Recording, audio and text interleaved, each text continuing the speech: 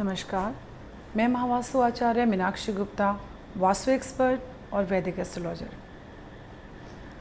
आज मैं आपको वास्तु के बारे में, वास्तु के विषय में एक छोटी सी पुरानी कथा सुना रही हूँ कि एक बार क्या हुआ। पुराणों में ऐसे लिखा है कि हजारों वर्ष पहले शिव और अंधकासुर का युद्ध हुआ। ये युद्ध काफ़ी समय तक चला और युद्ध करते करते दोनों के पसीनों की बूंदें पृथ्वी पर जाके गिर गईं। उन बूंदों से, उन पसीनों की बूंदों से एक महामानव का जन्म हुआ। वो महामानव को देखकर देवताओं ने कहा कि ये कोई असुर है और असुरों ने कहा कि ये कोई देवता है। तो दोनों उसको ब्रह्मा जी के पास ले गए ये जानने के लिए कि ये कौन है। सो ब्रह्मा जी ने उस महामानव को देखकर उसको अपने पुत्र की संज्ञा दी और उसको मानस पुत्र का नाम देकर उसको आशीर्वाद दिया कि इसको ये पृथ्वी पर जाकर औंधे मुँह लेट जाए और इसकी पीठ पर सभी देवता और राक्षस जो हैं वो वास करेंगे।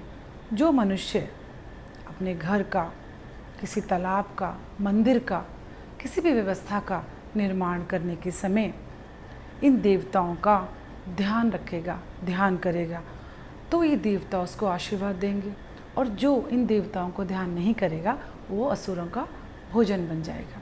तो ये एक पौराणिक कथा है।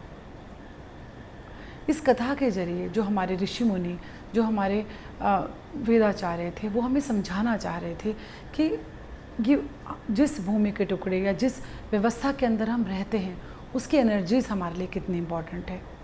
और यही जो देवता, जो हम 33 कोटि देव देवताओं के नाम सुनते आए हैं कि हिंदू धर्म में 33 कोटि देवता होते हैं, तो यही 33 जो एनर्जीज़ हैं, इसमें एक ब्रह्मा जी और 32 एनर्जीज़ जो हैं वो हमारे वास्तु में प्रवेश द्वार हैं। 32 तरह के प्रवेश द्वार हैं।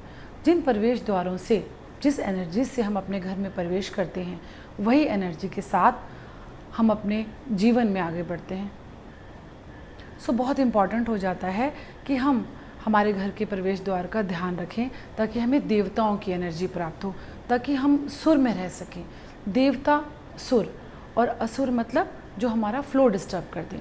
देव एनर्जी होती है जो हमें एक सुर में, जो हमें कंटिन्यूटी देती है, जो लगातार हमें प्रोग्रेस करवाए, हमें एक काम करने की, कुछ भी काम, अच्छे काम करने की और हमें जीवन में आगे बढ़ने के लिए प्रेरणा जो मिलती है। जो स्तोत्र एनर्जी का होता है वो देव है और जहाँ ये स्तोत्र टूट जाता है वो असुर, जब हम सुर से भटक जाते हैं। तो जब भी हम अपने घर का निर्माण करते हैं, इन मंदिरों का निर्माण करते हैं, बहुत ही पुरातन विज्ञान है कि हमारे जो हिंदुस्तान के जो मंदिर हैं, वो जो पुराने मंदिर हैं, जो इन पूरी वास्तु जो के अनुसार बने हुए हैं, वो दुनिया के सबसे रिचेस्ट मंदिर हैं। तो ऐसा क्यों है? क्योंकि हर एक जो मंदिर है उसमें जो देवता हैं उनका एक पर्टिकुलर स्थान है। नक्षत्रों का, उन देव ऊर्जाओं को कहाँ, किस स्थान पे स्थापित करना है, ये ध्यान में रखते हुए बहुत ही पहले से वास्तु के अनुसार सारे महल और सारे मंदिर बनाए जाते थे। और ये जो विद्याएं हैं पहले राजाओं के लिए हुआ करती थी और प्रजा के लिए, कि ताकि प्रजा उनको फॉलो कर सके, उनके लिए ये विद्याएं नहीं होती थी।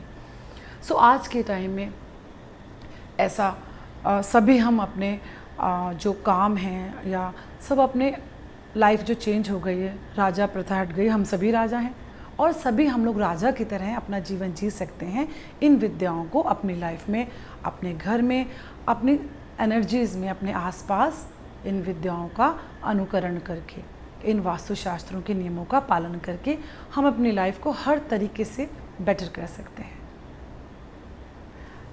Thank you very much to listening me.